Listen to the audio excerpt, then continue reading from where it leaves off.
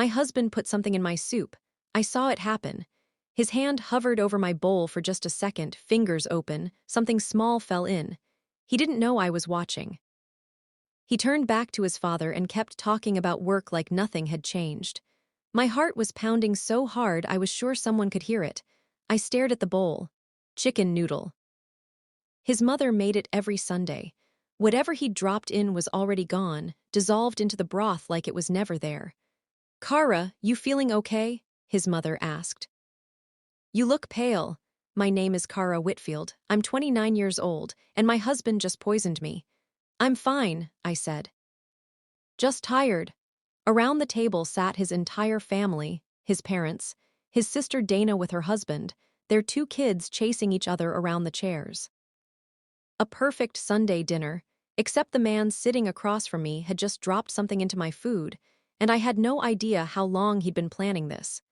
Daniel ate his own soup without hesitation. He even went back for seconds. "This is incredible, Mom," he said. She beamed at him. Then he looked at me. "Not hungry, honey." There was something behind his eyes, something flat and waiting. He wanted me to eat. I picked up my spoon. My hand didn't shake. "Just letting it cool," I said. I stirred slowly. My mind was moving fast. I needed to think. I needed a plan. "I'll be right back," I said. "Bathroom." I stood up. Daniel's jaw tightened barely, just for a second, but I caught it. I walked down the hall, locked the door, and pulled out my phone with hands that had finally started trembling. Then I stopped. I couldn't call the police. Not yet. I had no proof. Just what I saw, just suspicion. I needed to be smarter than this. I looked at myself in the mirror. Daniel had been off for weeks. Late nights at work, a new password on his phone, calls he'd taken the garage with the door shut. I noticed, but I didn't push. I thought maybe he was planning something for our anniversary. Now I knew better. I splashed cold water on my face and walked back out. Everyone was talking about Dana's kids, their school play, soccer practice, normal conversation. My bowl sat exactly where I'd left it. I sat down. Daniel glanced at me, then at the bowl. I picked up my spoon. His mother stood to check on something in the kitchen. Dana turned to help her daughter with a napkin. Daniel looked down at his phone, just for a second. I moved fast. I switched my bowl with his mother's. She hadn't touched hers yet, too busy hosting. The bowls were identical, same soup, same fill line. I placed mine exactly where hers had been. My hands were steady. Daniel looked up. He saw me with the spoon raised, saw me take a bite from what he believed was my bowl. He relaxed. He even smiled. "Good, right?" "Delicious," I said. His mother came back and sat down. "Let me finish my soup before the pie," she said. She reached for the bowl in front of her, my bowl, and took a spoonful. Daniel saw it a second too late. His face went white. "Mom, wait," she swallowed. "Don't what, honey?" He forced a smile. "Don't fill up too much, save room for dessert," she laughed. "Oh, Daniel," I watched him. His leg bounced under the table. He kept glancing at her, then at me. His father was talking about something, Dana was wiping a child's face, and nobody noticed Daniel's panic except me. I checked my watch. 6:42. 4 minutes later, his mother pressed her hand to her chest. "I feel a little strange." Daniel stood up immediately. "Maybe you should lie down." "I'm fine, honey, She gripped the edge of the table. Her face went pale. When she tried to stand, her legs buckled. Daniel caught her. "Call 911, he said, and his voice cracked, but I was watching his eyes, and what I saw there wasn't grief. It was fear of a different kind. The ambulance came in 12 minutes. They loaded her onto a stretcher, started an IV, asked what she'd eaten. Daniel rode with her. His father followed in the car. Dana stayed behind with the kids, crying, shaking. "She was fine an hour ago, I don't understand." I put my arm around her. "She'll be okay." But I was already thinking about the bowls on the table. "Why don't you take the kids upstairs?" I said. "Get them settled, your mom would want that." She nodded and went. The moment I was alone, I moved. I found plastic bags under the sink, gloves in the cleaning cabinet. I poured the remaining soup from both bowls into sealed containers. I bagged the bowls, the spoons, then I called my brother Eli. We hadn't spoken in almost 2 years. "Kara, I need you now." Don't ask yet. He worked in a medical laboratory. He could run the tests. Where are you? I gave him the address. 30 minutes later, I met him outside and handed him the containers. Test everything, I said. Toxicology, chemistry, everything you can find. He looked at the bags, then at me. Kara, what did you do? Just test them, please. I'll explain everything later. This will take time. Make it 24 hours. He left. I cleaned the kitchen, made everything look normal, and waited. Daniel came home at 3 a.m. He looked exhausted. Scared or performing scared, I couldn't tell anymore. They're keeping her overnight, he said. They think it might be her heart. He sat next to me, put his head in his hands. I watched him carefully. After a moment he said, I need to tell you something. My chest went still. I've been under a lot of pressure, he said. Financial pressure. I made some bad investments. We're in serious debt, Kara. How much? 200,000. I kept my face calm. Why didn't you tell me? Because I was ashamed. I thought I could fix it. He reached for my hand.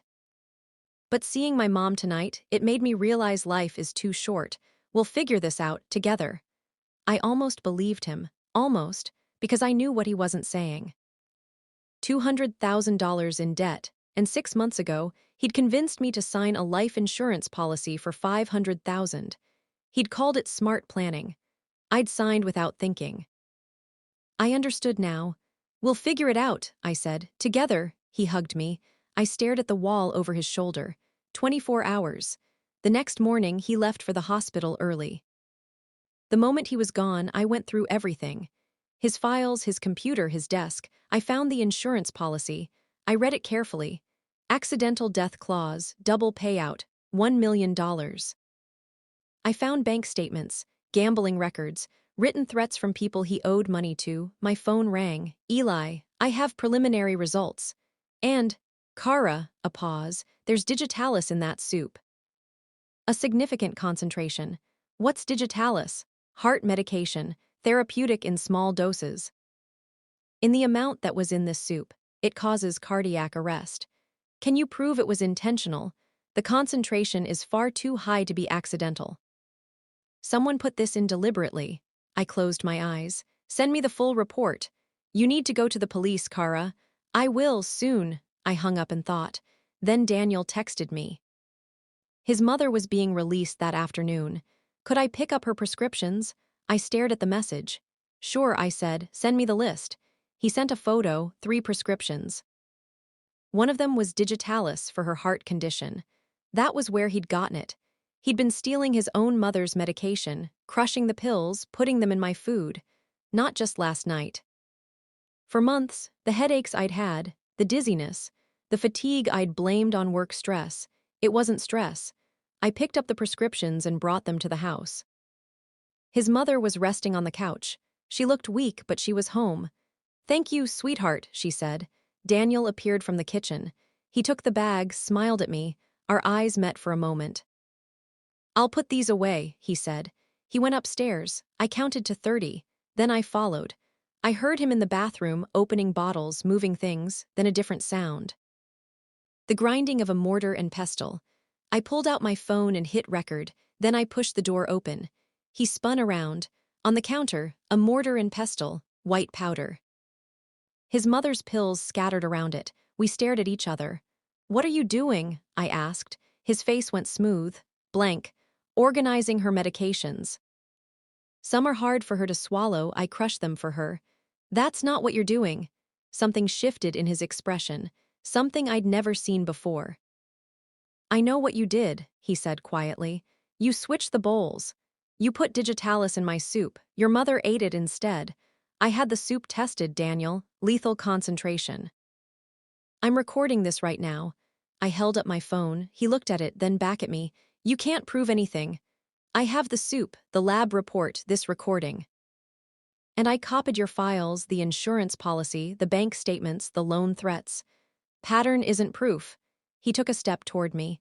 And that soup, you removed it from a scene, tampered with it. Any lawyer would tear that apart.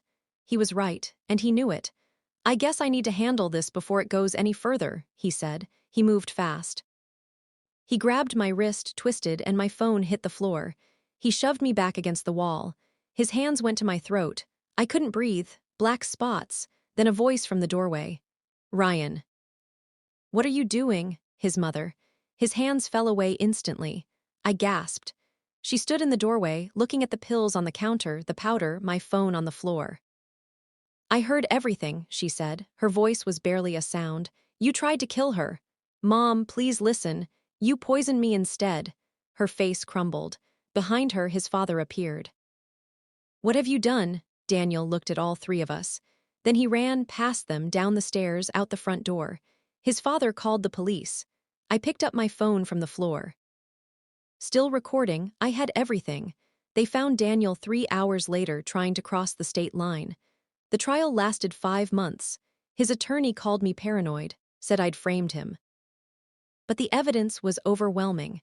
The digitalis in the soup matched his mother's prescription exactly. His fingerprints were on the mortar and pestle, the audio recording. And when they pulled my medical records from the past 6 months, they found traces of digitalis in my system too, a slow buildup. He'd been working toward this for a long time. The jury deliberated for 2 hours, guilty on all counts. 25 years to life. When they took him away, he looked at me once. No remorse, just anger that it hadn't worked. His mother found me after the sentencing. I'm sorry, she said. I should have seen something. You couldn't have known. She held on to me for a long moment. Thank you for saving my life. You saved mine, I said. If you hadn't walked in when you did, I didn't finish. I didn't need to. That was a year ago. I live somewhere new now. Different city, different job, different life.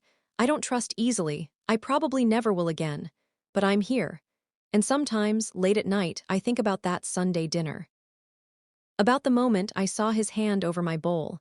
About the choice I made to stay quiet, to be patient, to be smarter. Some people say I should have called the police right then. Maybe they're right. But I needed proof, and I got it. That's what kept me alive, not luck, not chance, just one decision.